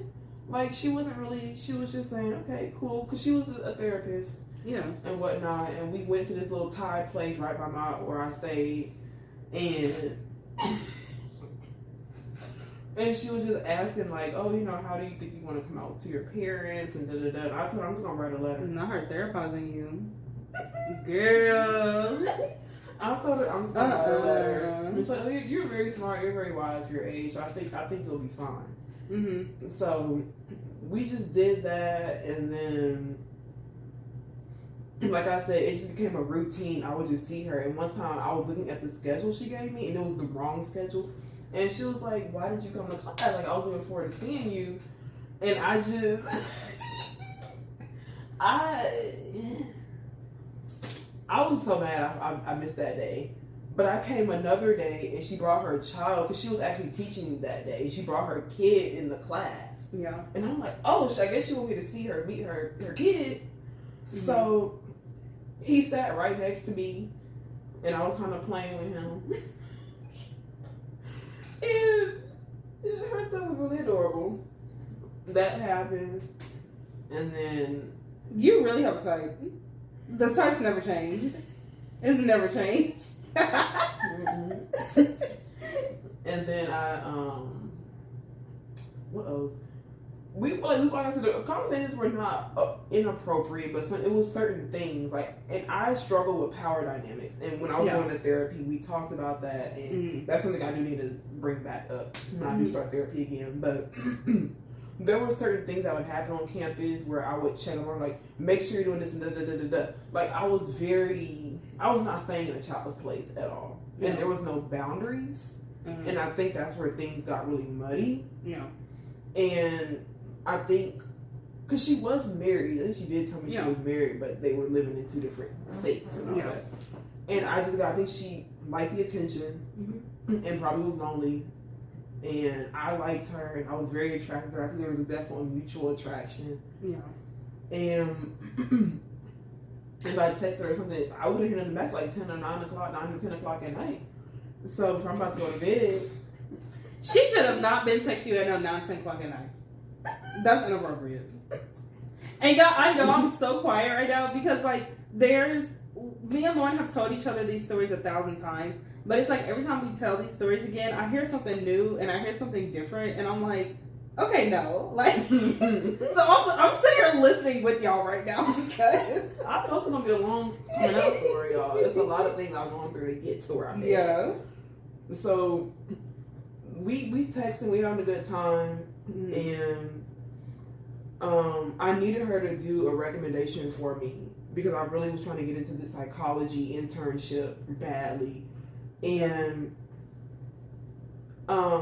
she said, okay, just send me a rough draft, blah blah, what you want, and then I'll like work on it because I think it was winter break or Christmas break. Yeah. And I told her, keep in mind, y'all, I'm telling this for a reason. It's gonna come back. I told her thank you for agreeing to do it. Keep in mind, I said thank you. I send the rough draft. I email it to her. I tell her thank you again for agreeing to do this. And then Christmas break come. I never even ask her, hey, did you finish? Because I understand she has a lot going on too, being a graduate student. I know it's tough being in a PhD program. So I told her, she sent it to me. It was literally everything I wrote verbatim. She only put like 1 sentence in her signature on that recommendation. And I didn't tell her thank you this time. I just said, oh, I received it. Have a good semester. And I took a nap and I woke up to like this meanest email ever. Like, you would have thought I cussed out her mom. She just went ballistic and was saying my response was very curt and how I didn't say thank you and da da da da da da da da. She just went off on me, and I'm just like, I don't understand what happened. Like, I told her thank you, and I told her I apologize. Like, I was not trying to ruffle any feather or anything. And since then, I never talked to her after that day. Yeah. Because I even deleted, and I'm mad I deleted that recommendation because I didn't mean to delete it. But I deleted it by accident because I was just so, how she came to me. Yeah. It went from, it was like night and day. Yeah. Like, she was just the sweetest person, just went to this very ballistic for me just not saying thank you. I'm like, it had to be more than that because she just went real weird. Yeah. And I think she knew if she talked like that, I was not going to ever talk to her again. I think she was trying to cut it off. Maybe. But she could have just been honest. That's crazy, though. For you to be a therapist and that's how you communicate was crazy. So I just let that go, y'all. And that really made me, that one interaction really made me uncomfortable with women. Because now I just get, when it comes to women, I'm very, let me make sure I'm saying please, thank you. I'm walking on eggshells when it comes to women because that made me really because she blew up on you for no reason. That's wild. So that really did traumatize me in the terms of how I now interact with older women. Yeah. But that happened, and then I came back home, and my dad asked me if I was gay. I said no. His favorite question. It had to be his favorite question back then, because that man asked you every month, every week, every day, every year. Because we went to Houston, and I was very, like, I actually have this picture posted on my Instagram if you scroll to the very, very bottom. But I just had, like, he bought me that oversized jersey that I actually want to wear today. Yeah. And we were on our way to, like a food place. I forgot. It's a place you don't like. Brad Robin. No, it's a seafood place you don't like. It's in a Cedar Hill Mall. Joe's. It's not there no more. No, not Joe's Crab Shack. I don't know. A seafood place. Yes. Razoo's. Ugh. I do not like Razoo's. I did not. I know you don't like Razoo's, but he asked me, like, he was like, Lauren, because it was like, are you gay? Because of how I was dressed. And I think he saw another chick looking at me. He's like, are you gay? I'm like, no, I'm not gay. That's the lie, y'all. And so, let time fast forward. I graduated by now. I moved back in with my parents. I'm struggling to find a job. Trying to get all that done. I'm dating someone at this time. And COVID is happening. Yes, this is all in 2020. It's during COVID. Mm-hmm. And when she was going through this, I was going through the breakup with my girlfriend. Yeah, And we were going through a lot. Yeah, we were both going through a lot at the same time. Yes. There was a lot going on. So at this point, we've dated for maybe what, like on and off for what, 8-9 months. Mm-hmm. And I actually went out on a date that day, and I came back because let me rewind. I was also was going this to the same therapy. day I saw you? No. Okay. No. You remember what I'm talking about though, right? Because me and my family went to the Cheesecake Factory. No, it was not. We that. saw y'all. Yeah. That was not it. I was going to therapy at this time, y'all, and my therapist gave me some homework, and I had a car at that time because I bought myself a car because I just started my current where I'm at now, and I left the paperwork in the passenger seat. And it usually was my job to take out the trash. My car was parked right there, but I didn't feel like doing it, so I told my dad just to do it. And I forgot that paperwork was in the seat, and I didn't think he was going to look through my stuff.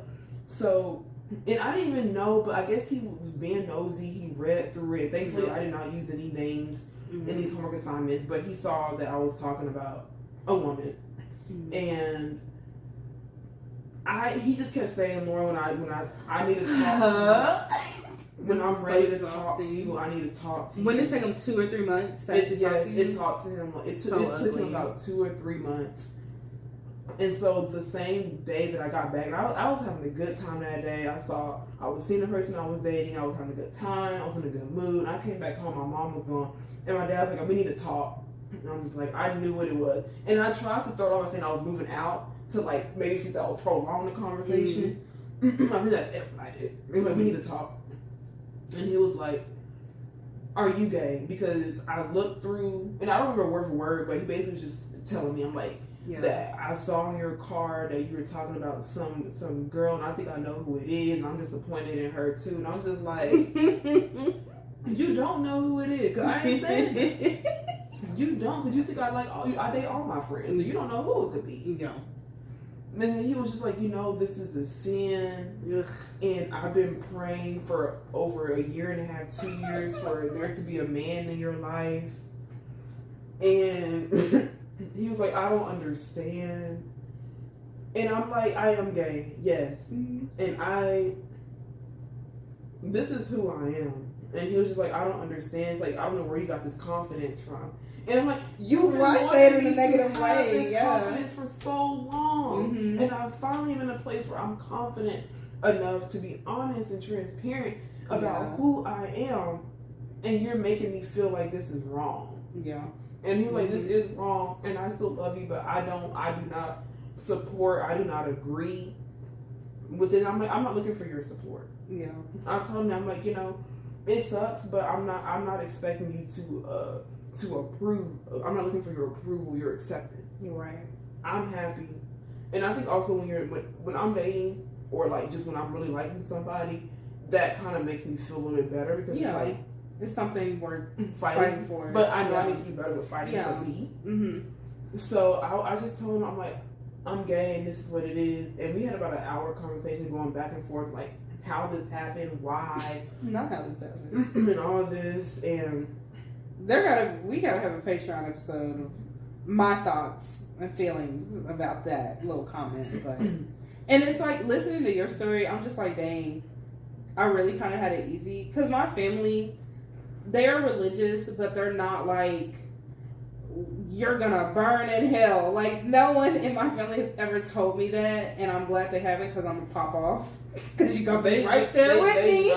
They know yes, I'm gonna pop off. So I'm glad that my family's just like, okay, sure, I guess. Like, I know my family's religious people, but they're not like saying all these really mean things to me, you know. Yeah. So And I don't just feel like you have to invalidate your experience. 'Cause that's your experience. Yeah. So we talked, and I started texting the person I was dating at the time, and I was telling her all what was going on. Like, I just can't believe this is happening, but at the same time, it felt like a sigh of relief because I didn't have to keep lying about it. Yeah. And so you were getting ready to move, and I was looking. After that whole experience, I really was starting looking for apartments. Yeah. Because that was around July, and I moved out in November. Lauren has coined this term, but July is a lie. Because for whatever reason, in July, things go crazy. It does. And it's currently happening right now in July. It is. So I just, I think my mom came back home and she didn't say anything to me about it. And then I was working at home at that time because, COVID literally just started. Yeah. And she texted me and was saying, hey, can I take you out after work? I'm like, like, here we go. Here we go again. So, we pulled up to the park in her van, and she was like, so your dad told me what happened. And my dad told me that my mom just cried. When she found out, she just cried. And I'm just like... It's like, y'all, it's not that deep. It's not. It's not that deep. And it was so weird because, like, my mom was being the sweetest mom, but in the sweetest moment, she was like, I hope you know you're going to hell. Not I hope you know you're going to hell. Well, lady, you gonna be right there with me. I'm just like... You gonna be right there with me, then? She told me that I was going to hell, and, she's like, the word, it says it's an abomination. And she was asking, are you going to be like all the other gay boys in your family where y'all just don't want to be around each other? It's like... Yeah, because it is. This is why. It's not that gay people want to be around straight people. It's just the fact that if we're not welcome, we're not going to be there. Exactly. We're not going to be in a space we're not welcome in. Mm-hmm. So we were talking about that. And she's like, I do love you. And she was just also just very concerned about, like, are you sexually active? At that time, I was not. But, yes, you were not at that time. I was not. But the next day you were. That is so funny. Oh, that is too funny. But I will say that to say, like, she was just, because she had a best friend that was gay and he passed away of AIDS. Yeah. And I could understand how that was very concerning for her from a mother perspective. Like, I don't want my child to die. And in her mind, she just thought that people were gay because it was like a trend. It's like, it's not a trend for me. Yeah. Like, I am choosing to be firm in who I am, but I'm not choosing to be gay. Yeah. And I know you hear that all the time, but it's like, I really cannot help that I have these feelings for women. Yeah. And she was just telling me that a gay marriage is not a valid marriage.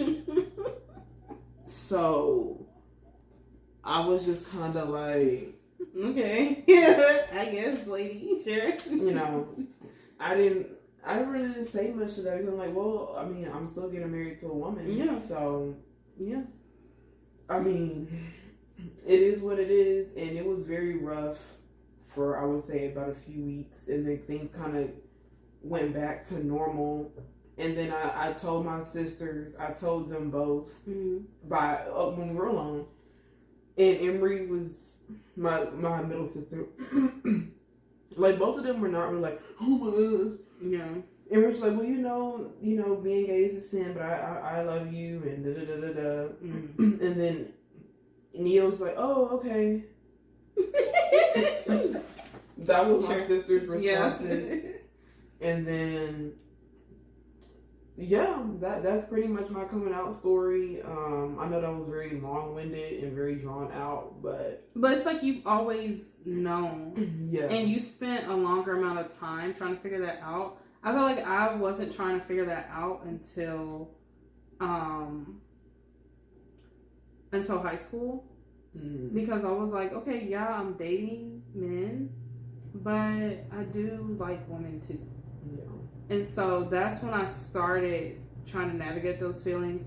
And I feel like being in a relationship with a man kind of like was like, well, that's something I don't have to like think about or navigate right now because I'm dating, you know, a guy.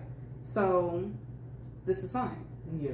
But then when I went to culinary school and I met my girlfriend, I was just like, oh, I actually have to like start processing these feelings now. Like, I can't keep putting them on hold anymore. Yeah. So you've always known. I think that's so cool. I think everybody's journey is cool because it's your journey. That's what makes it special. Yeah. And regardless of how your story came out, regardless if you had a hard time or not, that's your story. Yeah. And for your story to tell. So I hope everybody we get to a point where everybody can just be very honest and transparent in how that experience went for them and how it's still looking, because it's never ending. Even as a masculine woman, people know I'm gay, but it's a never ending story. Yeah. So I think my parents and I, it's just kind of like a don't ask, don't tell. Like, I know you're gay.